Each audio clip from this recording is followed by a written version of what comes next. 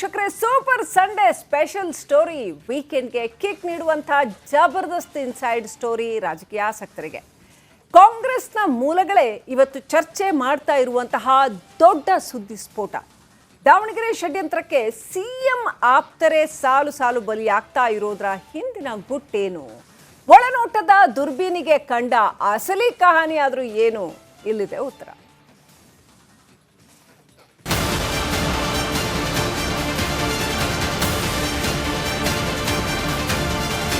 ಯಾರೆಲ್ಲ ಪಕ್ಷಕ್ಕೆ ನಿಷ್ಠೆಯಿಂದ ಇರ್ತಾರೆ, ಪಕ್ಷದಲ್ಲಿ ಮುಂದೆ ಕಾಂಗ್ರೆಸ್ ಪಕ್ಷ ಬೆಳಿಬೇಕು, ಕಾಂಗ್ರೆಸ್ ಪಕ್ಷದಿಂದ ಬಡವರಿಗೆ ಅನುಕೂಲಗಳು ಆಗ್ಬೇಕು ಅಂತಕ್ಕಂಥ ನಿರೀಕ್ಷೆ ಮಾಡ್ತಕ್ಕಂಥವ್ರ ಮೇಲೆ ಪಟ್ಟಭದ್ರರು ಪಕ್ಷದಲ್ಲೂ ಇರ್ತಾರೆ. ಅವ್ರುಗಳೆಲ್ಲ ಈ ತರ ಹುನ್ನಾರಗಳನ್ನೆಲ್ಲ ಮಾಡ್ತಾರೆ. ಅದಕ್ಕೇನು ಮಾಡಕ್ ಆಗೋದಿಲ್ಲ. ನಾವು ನಿರೀಕ್ಷೆ ಮಾಡೋದು ನಮ್ಮ ಮುಖ್ಯಮಂತ್ರಿಗಳಿಂದ ಇಂಥ ಸಂಗತಿಗಳು ಬಂದಾಗ ಅವರು ಗಟ್ಟಿಯಾಗಿ ನಿಲ್ಬೇಕು. ಅವ್ರು ನಿಲ್ತಾ ಇಲ್ಲ. ಅದೊಂದು ನಮಗೆ ಬೇಸರದ ಸಂಗತಿ. ಕಟ್ಟಾಕವರೋ ಬಿಟ್ಟವರೋ ಯಾರಿಗ್ ಗೊತ್ತ್ರಿ? ಕಟ್ಟಾಕೇನು ಕೋಣನ ಕುರಿನ ಏನು ಕಟ್ಟಾಕಕ್ಕೆ ಗೊತ್ತಾಯ್ತಾ? ಕೋಣನೂ ಅಲ್ಲ ಕುರಿನೂ ಅಲ್ಲ ಕಟ್ಟಾಕಕ್ಕೆ. ಅಸಹಾಯಕರಲ್ಲ. ಅದೇನೋ ಅವ್ರಿಗೇನೋ ಒಂದು ಯೋಚನೆ ಇದೆಯೋ ನನಗ್ ಗೊತ್ತಿಲ್ಲಪ್ಪ. ಬಟ್ ನಾವು ಸಿದ್ದರಾಮಯ್ಯನವರಿಂದ ಈ ರೀತಿಯ ಅಸಹಾಯಕ ಪರಿಸ್ಥಿತಿನ ನಾವು ನಿರೀಕ್ಷೆ ಮಾಡಿರ್ಲಿಲ್ಲ. ಪಟ್ಟಭದ್ರ ಹಿತಾಸಕ್ತಿಗಳು ಕಾಂಗ್ರೆಸ್ನಲ್ಲೂ ಇದಾರೆ. ಯಾವ ಪಾರ್ಟಿಲಿ ಇಲ್ಲ ಹೇಳಿ? ಕಾಂಗ್ರೆಸ್ನಲ್ಲೂ ಇದಾರೆ, ಎಲ್ಲ ಪಾರ್ಟಿಲೂ ಇದಾರೆ. ಸಿದ್ದರಾಮಯ್ಯ ಅವರು ಅಸಹಾಯಕರಾಗಿ ಮಾಡಿದಂತಹ ಆ ಶಕ್ತಿ ಅಥವಾ ವ್ಯಕ್ತಿ ಯಾರು ಸರ್? ಅದನ್ನ ನಾನು ಹೇಳಕ್ ಹೋಗೋದು, ನೀವು ಅರ್ಥ ಮಾಡ್ಕೊಳ್ಳಿ. ಮೌನ ಮುರಿಬೇಕಾ ಸರ್ ಸಿಎಂ? ಮೌನ ಮುರಿಬೇಕಾ ಸರ್? ಸಿದ್ದರಾಮಯ್ಯನವರಿಗೆ ಯಾವ ಕಂಪಲ್ಷನ್ಸ್ ಇದಾವ ಗೊತ್ತಿಲ್ಲ ನನಗೆ. ಅವ್ರು ಹೇಳಿದ್ರೆ ನಾವು ತಿಳ್ಕೊಬಹುದು, ಅವ್ರೇನು ಹೇಳೋದಿಲ್ಲ. ಅದಕ್ಕೋಸ್ಕರ ಅದು ಅವ್ರು ಯಾವ ಕಂಪಲ್ಷನ್ ಇಂದ ಈ ರೀತಿಯಾಗಿ ತಟಸ್ಥ ಧೋರಣೆ ಅವರು ತಳೆದಿದ್ದಾರೋ ನನಗ್ ಗೊತ್ತಿಲ್ಲಪ್ಪ. ಯಾವ ಗರಡಿಯಲ್ಲಿ ಪಳಗಿದ್ರೋ ಅದೇ ಗರಡಿ ವಿರುದ್ಧವೇ ಸ್ಫೋಟಿಸಿದ ಆಕ್ರೋಶದ ಪರಿ ಇದು ಕೆಎನ್ ರಾಜಣ್ಣ. ನಿಜಕ್ಕೂ ಹೀಗೆ ಹೇಳಿದ್ರೆ ಯಾರೊಬ್ಬರಿಗೂ ಗೊತ್ತಾಗಲಿಕ್ಕಿಲ್ಲ. ಆದ್ರೆ ರೆಬಲ್ ರಾಜಣ್ಣ ಅಂದ್ರೆ ಎಂಥವರಿಗೂ ಥಟ್ ಅಂತ ನೆನಪಾಗ್ಬಿಡ್ತಾರೆ. ಹೌದು, ಅದ್ಯಾವಾಗ ರಾಜಣ್ಣರಿಗೆ ರೆಬಲ್ ಅನ್ವರ್ಥದ ನಾಮಕರಣ ಮಾಡಿದ್ರು ಅದಕ್ಕೆ ತಕ್ಕಂತೆಯೇ ರಾಜಣ್ಣ ವರ್ತಿಸ್ತಾ ಬಂದದ್ದು ಸುಳ್ಳಲ್ಲ. ಹಾಗಂತ ಇವತ್ತಿನ ಒಳನೋಟದ ಈ ಮೆಗಾ ಎಕ್ಸ್ಕ್ಲೂಸಿವ್ ಇನ್ಸೈಡ್ ಸ್ಟೋರಿಯ ಹೀರೋ ರಾಜಣ್ಣ ಅಲ್ವೇ ಅಲ್ಲ. ಬದಲಿಗೆ ಈ ಕಥೆ ಸಾಗೋದು ಸಿಎಂ ಸುತ್ತ ಅನ್ನೋದೇ ವಿಶೇಷ. ಆದ್ರೆ ರಾಜಣ್ಣರಂತಹ ಪರಮಾಪ್ತನ ತಲೆದಂಡವಾದಾಗ ಸಿಎಂ ಸುಮ್ಮನಿದ್ರು ಅನ್ನೋದನ್ನ ಮಾಜಿ ಸಚಿವರೇ ಘಂಟಾಘೋಷವಾಗಿ ಹೇಳ್ತಾ ಇದ್ದಾರೆ. ಹಾಗಂತ ಸಿಎಂ ಅವರ ಆ ದಿವ್ಯ ಮೌನ ತಮ್ಮ ತಲೆ ಮೇಲೆ ತೂಗುತ್ತಿದ್ದ ಕತ್ತಿಯಿಂದ ಪಾರಾಗುವುದೇ ಆಗಿತ್ತು ಅಂತ ಹೇಳ್ತಿವೆ ಕಾಂಗ್ರೆಸ್ ಮೂಲಗಳು.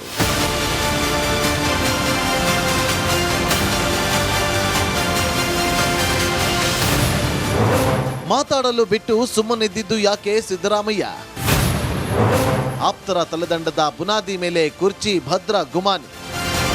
ತುಮಕೂರಿನ ರಾಜಣ್ಣ ಅವರ ವ್ಯಕ್ತಿತ್ವ ಸಿಎಂಗೆ ಪರಿಚಯವಿಲ್ಲ ಅಂತೇನಿಲ್ಲ. ಅಂಥ ರಾಜಣ್ಣ ಬಹಿರಂಗವಾಗಿ ವಾಗ್ಬಾಣಗಳನ್ನು ಪ್ರಯೋಗಿಸುತ್ತಿದ್ದಾಗ ಎಚ್ಚರಿಸಲಿಲ್ಲ ಯಾಕೆ ಅನ್ನೋದು ವಿಧಾನಸೌಧದ ಮೊಗಸಾಲಿಯಲ್ಲಿ ಚರ್ಚೆ ಆಗ್ತಾ ಇದೆ. ರಾಜಣ್ಣ ತಲೆದಂಡವಾದಾಗ ಅವರನ್ನ ರಕ್ಷಣೆ ಮಾಡೋದಕ್ಕೆ ಯಾಕೆ ಸಿಎಂ ಮುಂದಾಗ್ಲಿಲ್ಲ ಅನ್ನೋ ಬಗ್ಗೆ ಅವರ ಆಪ್ತ ವಲಯದಲ್ಲಿ ಗುರುತಿಸಿಕೊಂಡವರೇ ಚರ್ಚೆ ಮಾಡುವಂತೆ ಮಾಡ್ತಿದೆ. ಒಳನೋಟದ ಪಕ್ಕಾ ಮಾಹಿತಿಗಳ ಅನ್ವಯ ತಮ್ಮವರನ್ನೇ ಬಲಿಪೀಠಕ್ಕೇರಿಸಿ ಸಿಎಂ ತಮ್ಮ ಕುರ್ಚಿಯನ್ನ ಭದ್ರ ಮಾಡಿಕೊಂಡ್ರು ಅನ್ನೋ ಗಾಳಿಯು ಬೀಸಲು ಶುರುವಾಗಿದೆ.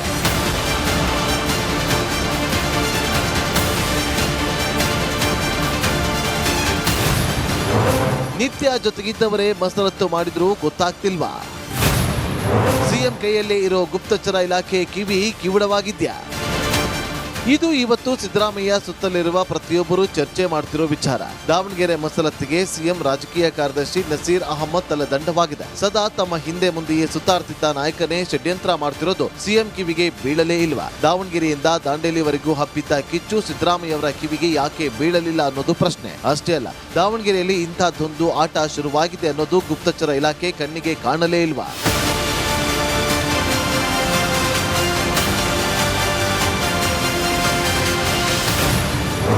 ಬೆಂಬಲಿಗರಿಗೆ ಬೆಂಗಾವಲಾಗಲಿಲ್ಲ ಯಾಕಂತೆ ಸಿದ್ದರಾಮಯ್ಯ? ಪ್ರತ್ಯಕ್ಷವೋ ಪರೋಕ್ಷವೋ ದಾವಣಗೆರೆ ಆಟಕ್ಕಿಂತ ಕುಮ್ಮಕ್ಕು.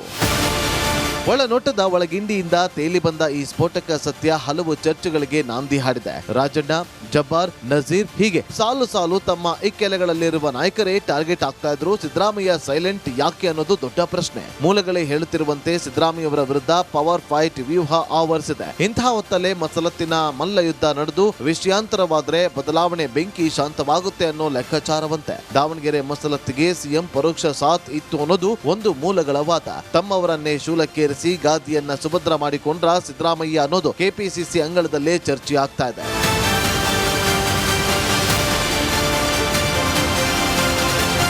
ರಿಪಬ್ಲಿಕ್ ಕನ್ನಡ, ಬೆಂಗಳೂರು. ಸೊ ಇದನ್ನು ಕುರ್ಚಿ ಸುಭದ್ರಕ್ಕೆ ತಲೆದಂಡದ ಬೆಲೆ ಅಂತ. ಯಾರು ತಲೆದಂಡ ಯಾಕಾಗುತ್ತೆ ಅನ್ನೋದಕ್ಕೆ ನೋಡಿ ಏನೇನು ಕಾರಣಗಳಿರ್ತವೆ. ಆಪ್ತರ ತಲೆದಂಡ ಆಗ್ತಾ ಇದ್ರು ಕೂಡ ಸಿಎಂ ಯಾಕೆ ಸೈಲೆಂಟ್ ಆಗಿದ್ದಾರೆ ಅನ್ನುವಂಥದ್ದು. ಆಪ್ತರನ್ನ ಬಲಿಪೀಠಕ್ಕೆ ಏರಿಸಿ ಸೇಫ್ ಆದ್ರ ಸಿದ್ದರಾಮಯ್ಯ ಅಂತ ರಾಜಕೀಯ ಮೊಗಸಾಲೆಯಲ್ಲಿ ಒಂದು ಪ್ರಶ್ನೆ ಕೇಳಿ ಬರ್ತಾ ಇದೆ. ರಾಜಣ್ಣ ಬಹಿರಂಗ ಆಕ್ರೋಶದ ಬೆನ್ನಲ್ಲೇ ಮೆಗಾ ಚರ್ಚೆ ನಡೀತಾ ಇದೆ. ಏನಾಗ್ತಾ ಇದೆ ಹಾಗಾದ್ರೆ ಸಿದ್ದರಾಮಯ್ಯ ಆಪ್ತ ಪಾಳ್ಯದಲ್ಲಿ ಅನ್ನುವಂಥ ಒಂದು ಚರ್ಚೆ ನಡೀತಾ ಇದೆ. ಪವರ್ ಫೈಟ್ಗೆ ಇದು ತಲೆದಂಡದ ಬೆಲೆನಾ ಸಿಎಂ ತೆತ್ತಿರೋದು ಅನ್ನೋ ಪ್ರಶ್ನೆ ಕೂಡ ಕೇಳಿ ಬರ್ತಾ ಇದೆ. ವೀಕ್ಷಕರೇ, ಸೂಪರ್ ಸಂಡೇ ಸ್ಪೆಷಲ್ ಸ್ಟೋರಿ, ವೀಕೆಂಡ್ಗೆ ಕಿಕ್ ನೀಡುವಂತಹ ಜಬರ್ದಸ್ತ್ ಇನ್ಸೈಡ್ ಸ್ಟೋರಿ ರಾಜಕೀಯ ಆಸಕ್ತರಿಗೆ. ಕಾಂಗ್ರೆಸ್ನ ಮೂಲಗಳೇ ಇವತ್ತು ಚರ್ಚೆ ಮಾಡ್ತಾ ಇರುವಂತಹ ದೊಡ್ಡ ಸುದ್ದಿ ಸ್ಫೋಟ. ದಾವಣಗೆರೆ ಷಡ್ಯಂತ್ರಕ್ಕೆ ಸಿಎಂ ಆಪ್ತರೇ ಸಾಲು ಸಾಲು ಬಲಿಯಾಗ್ತಾ ಇರೋದ್ರ ಹಿಂದಿನ ಗುಟ್ಟೇನು? ಒಳನೋಟದ ದುರ್ಬೀನಿಗೆ ಕಂಡ ಅಸಲಿ ಕಹಾನಿ ಆದ್ರೂ ಏನು? ಇಲ್ಲಿದೆ ಉತ್ತರ.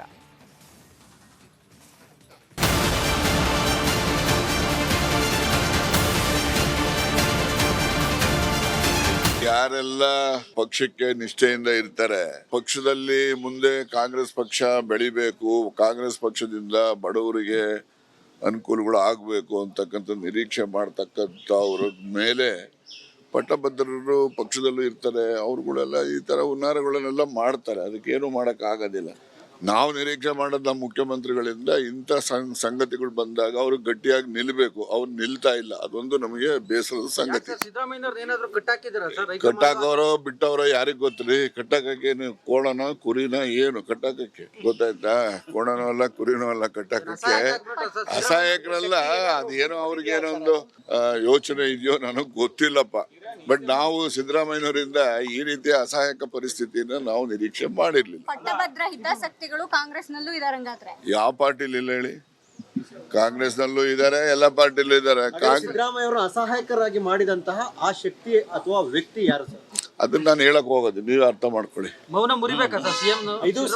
ಮೌನ ಮುರಿಬೇಕಾ ಸರ್? ಸಿದ್ದರಾಮಯ್ಯನವರಿಗೆ ಯಾವ ಕಂಪಲ್ಷನ್ಸ್ ಇದಾವ ಗೊತ್ತಿಲ್ಲ ನನಗೆ. ಅವ್ರು ಹೇಳಿದ್ರೆ ನಾವು ತಿಳ್ಕೊಬಹುದು, ಅವ್ರೇನು ಹೇಳೋದಿಲ್ಲ.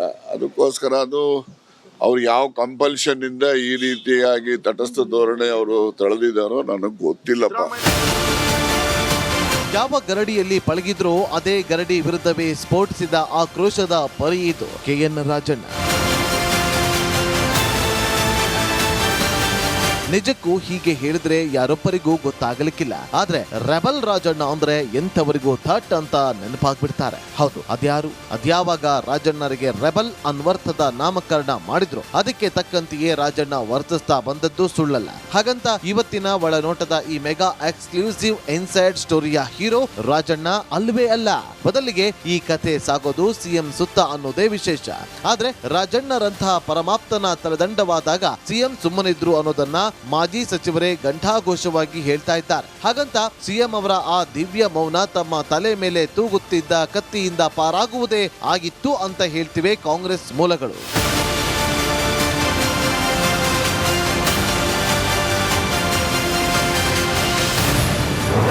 ಮಾತಾಡಲು ಬಿಟ್ಟು ಸುಮ್ಮನಿದ್ದಿದ್ದು ಯಾಕೆ ಸಿದ್ದರಾಮಯ್ಯ? ಆಪ್ತರ ತಲೆದಂಡದ ಬುನಾದಿ ಮೇಲೆ ಕುರ್ಚಿ ಭದ್ರ ಗುಮಾನಿ.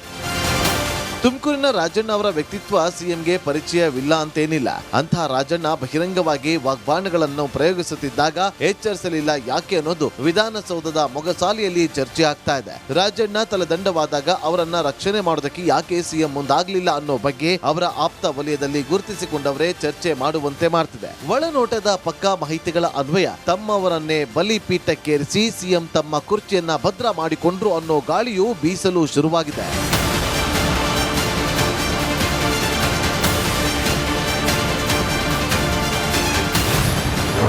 ನಿತ್ಯ ಜೊತೆಗಿದ್ದವರೇ ಮಸರತ್ತು ಮಾಡಿದ್ರೂ ಗೊತ್ತಾಗ್ತಿಲ್ವಾ? ಸಿಎಂ ಕೈಯಲ್ಲೇ ಇರೋ ಗುಪ್ತಚರ ಇಲಾಖೆ ಕಿವಿಡವಾಗಿದ್ಯಾ? ಇದು ಇವತ್ತು ಸಿದ್ದರಾಮಯ್ಯ ಸುತ್ತಲಿರುವ ಪ್ರತಿಯೊಬ್ಬರು ಚರ್ಚೆ ಮಾಡ್ತಿರೋ ವಿಚಾರ. ದಾವಣಗೆರೆ ಮಸಲತ್ತಿಗೆ ಸಿಎಂ ರಾಜಕೀಯ ಕಾರ್ಯದರ್ಶಿ ನಸೀರ್ ಅಹಮದ್ ತಲೆದಂಡವಾಗಿದೆ. ಸದಾ ತಮ್ಮ ಹಿಂದೆ ಮುಂದೆಯೇ ಸುತ್ತಾಡ್ತಿದ್ದ ನಾಯಕನೇ ಷಡ್ಯಂತ್ರ ಮಾಡ್ತಿರೋದು ಸಿಎಂ ಕಿವಿಗೆ ಬೀಳಲೇ ಇಲ್ವಾ? ದಾವಣಗೆರೆಯಿಂದ ದಾಂಡೇಲಿವರೆಗೂ ಹಬ್ಬಿದ್ದ ಕಿಚ್ಚು ಸಿದ್ದರಾಮಯ್ಯವರ ಕಿವಿಗೆ ಯಾಕೆ ಬೀಳಲಿಲ್ಲ ಅನ್ನೋದು ಪ್ರಶ್ನೆ. ಅಷ್ಟೇ ಅಲ್ಲ, ದಾವಣಗೆರೆಯಲ್ಲಿ ಇಂಥದ್ದೊಂದು ಆಟ ಶುರುವಾಗಿದೆ ಅನ್ನೋದು ಗುಪ್ತಚರ ಇಲಾಖೆ ಕಣ್ಣಿಗೆ ಕಾಣಲೇ ಇಲ್ವಾ?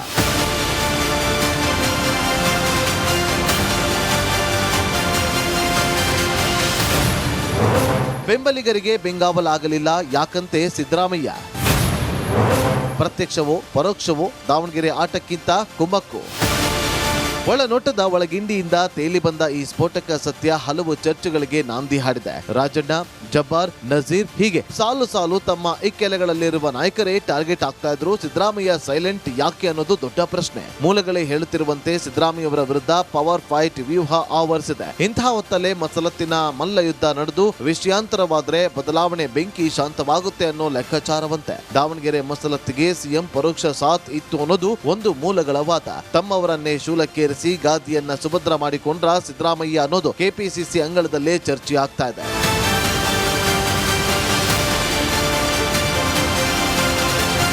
ರಿಪಬ್ಲಿಕ್ ಕನ್ನಡ, ಬೆಂಗಳೂರು.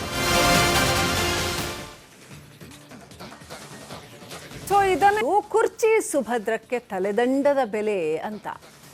ಯಾರು ತಲೆದಂಡ ಯಾಕಾಗುತ್ತೆ ಅನ್ನೋದಕ್ಕೆ ನೋಡಿ ಏನೇನು ಕಾರಣಗಳಿರ್ತವೆ. ಆಪ್ತರ ತಲೆದಂಡ ಆಗ್ತಾ ಇದ್ರು ಕೂಡ ಸಿಎಂ ಯಾಕೆ ಸೈಲೆಂಟ್ ಆಗಿದ್ದಾರೆ ಅನ್ನುವಂಥದ್ದು.